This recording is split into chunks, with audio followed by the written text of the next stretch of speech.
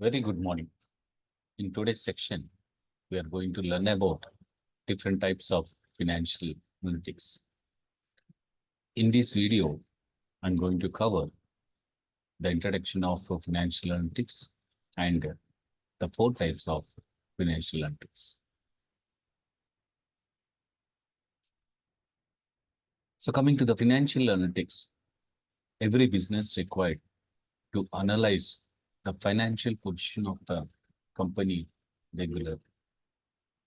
It is used to evaluate rapidly growing growth that is going to be taken place in different sectors in external factors as well as internal factors.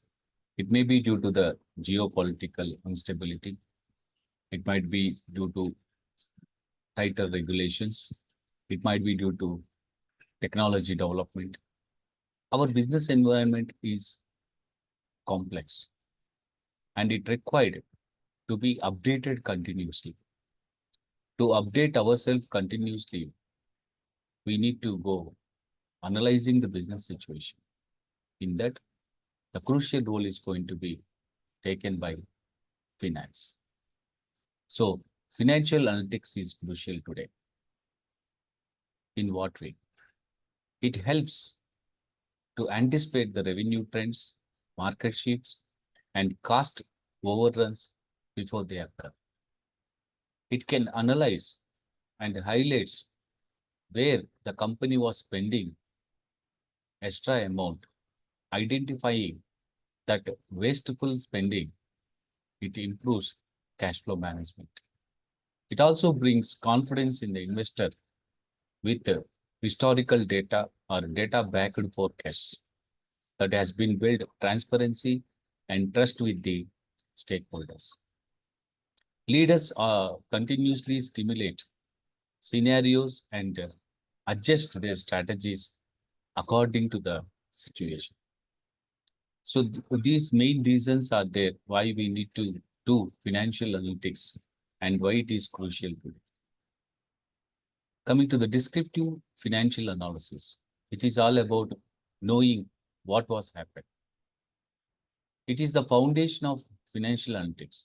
It focuses on collecting, organizing, summarizing the historical data.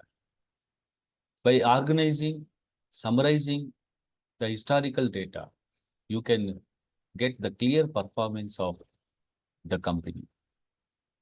This type of analysis helps stakeholders to understand what occurred in a specific period, such a quarter or fiscal year, without explaining why it happened, what might have happened next.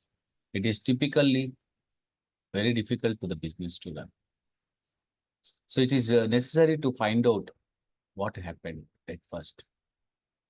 This descriptive analysis in finance is considered to be at the first stage of analysis.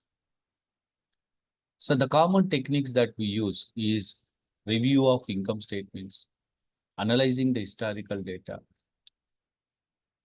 gathering or collecting the cash flow statements and summarizing it, knowing the key performance indicators. The different data sources that are available was general ledger, which serves as the base document from which the financial statements are prepared. And enterprise resource planning, consolidate the data from multiple departments into integrated financial reports.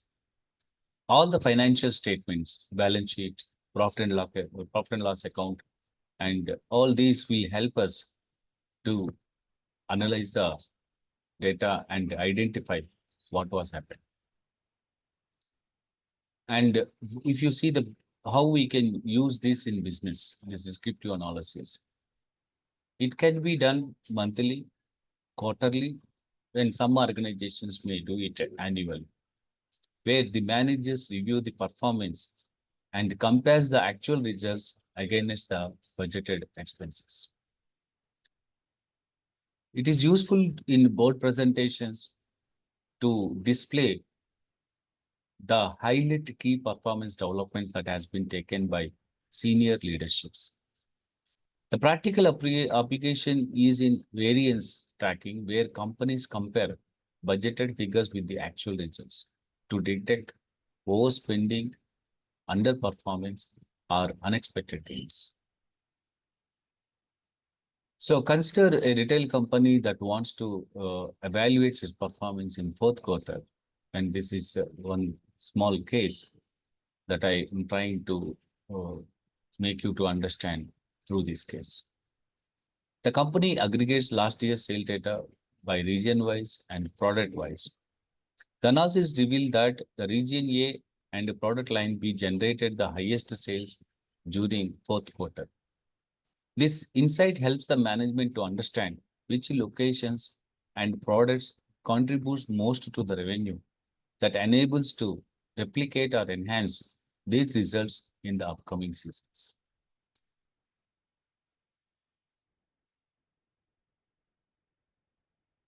Now, coming to the second type of analysis, that is diagnostic financial analysis. It is all about knowing, diagnostic analysis all about knowing why did it happen. Diagnostic analysis moves a step behind the descriptive analysis by seeking to cover different reasons of the results. Diagnostic analysis focuses on understanding the reasons and causes of happening, whether that might be a positive reason or it might be a negative reason. It is not just reporting what was present in the statements. It is all about aiming to explain why it was happened. If some drop was happened in the sales, why it was happened. It can be identified by examining underlying data. This form of analysis is essential for problem solving, accountability, and decision, as it enables business to identify inefficiencies and unexpected cost or behavior factors. These are all the outcomes of financial analysis.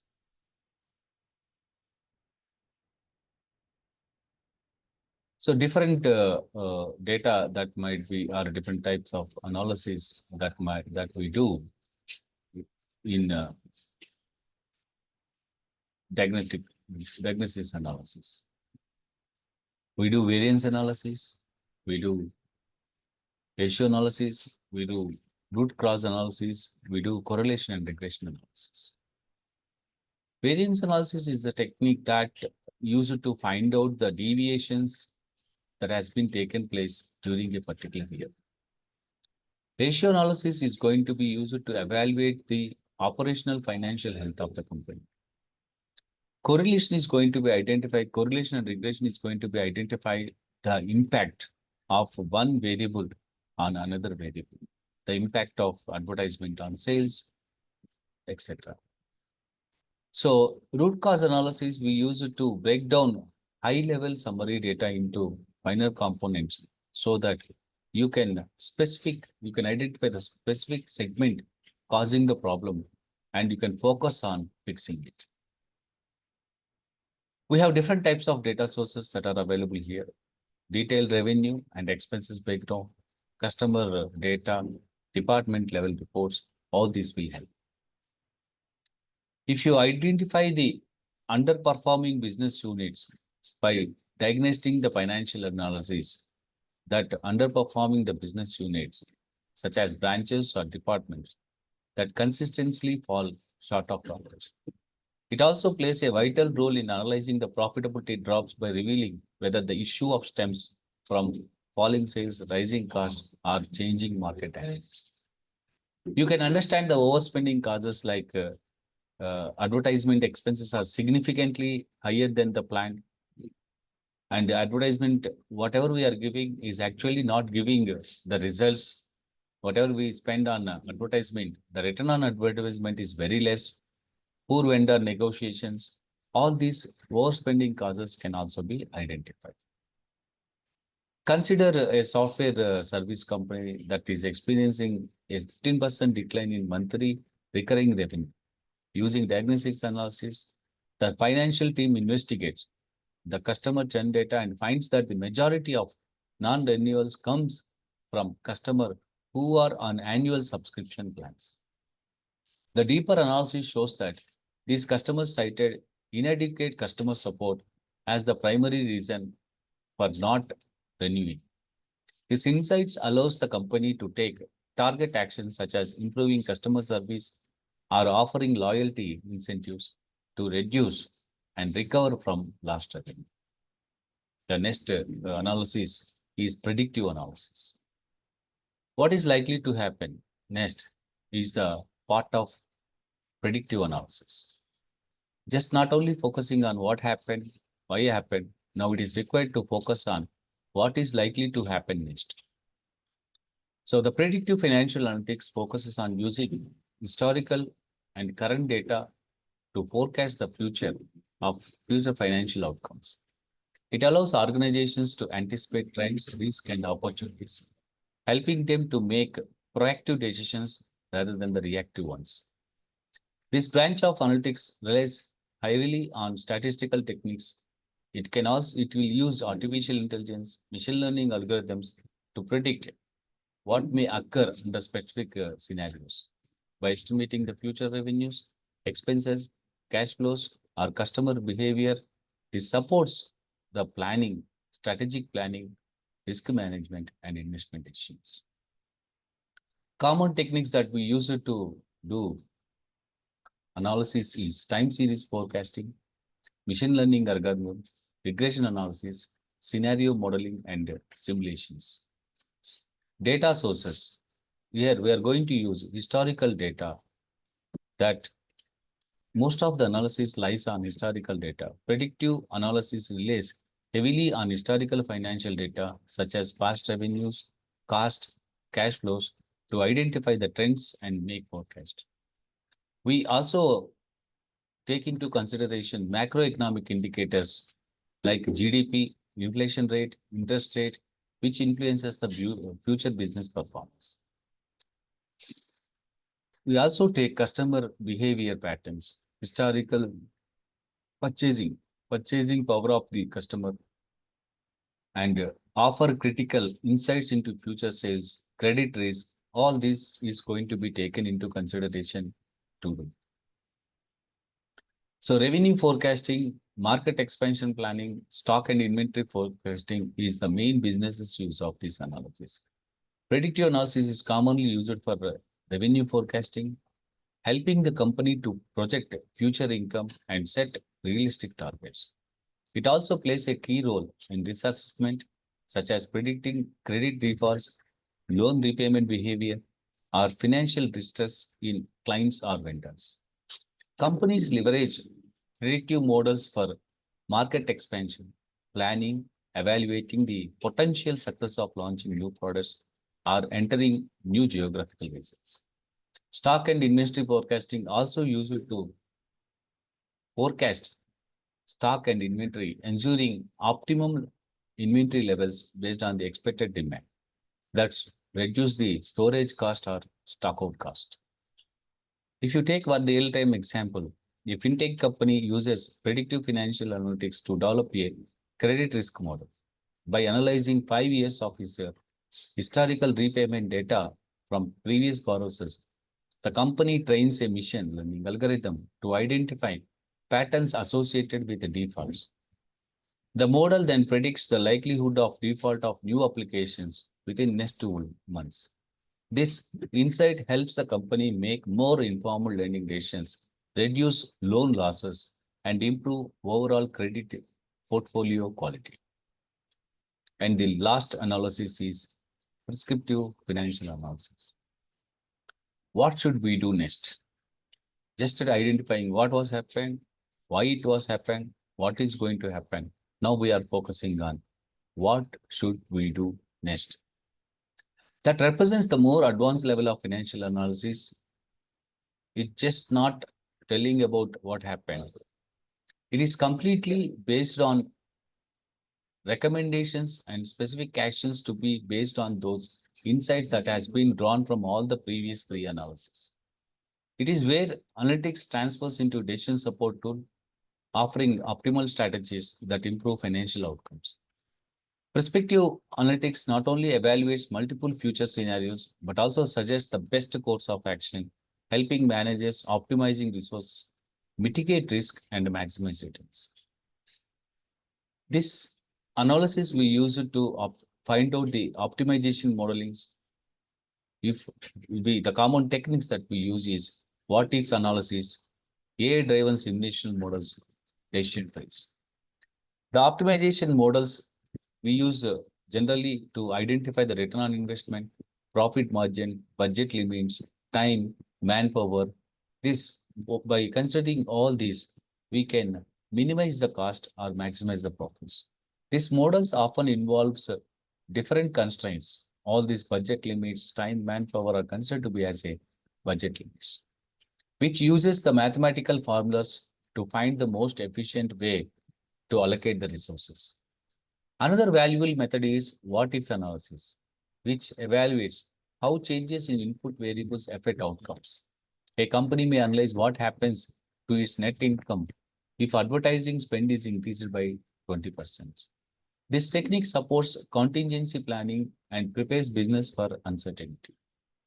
The visual tools like decision trees that maps out various decision paths and their potential outcomes helps the leaders to understand the trade-off and risk of each option. They are particularly useful for capital involvement and strategic choices. AI-driven simulation tools. These analytical tools further we use it to automate the model of thousands of scenarios. This tool can incorporate real-time data to continuously update recommendations, allowing companies to adapt dynamically in the market changes. Different data sources that we have to do this analysis is forecasting models, real-time operational data, market pricing data, where the prescriptive analysis draw heavily from forecasting models through predictive analysis.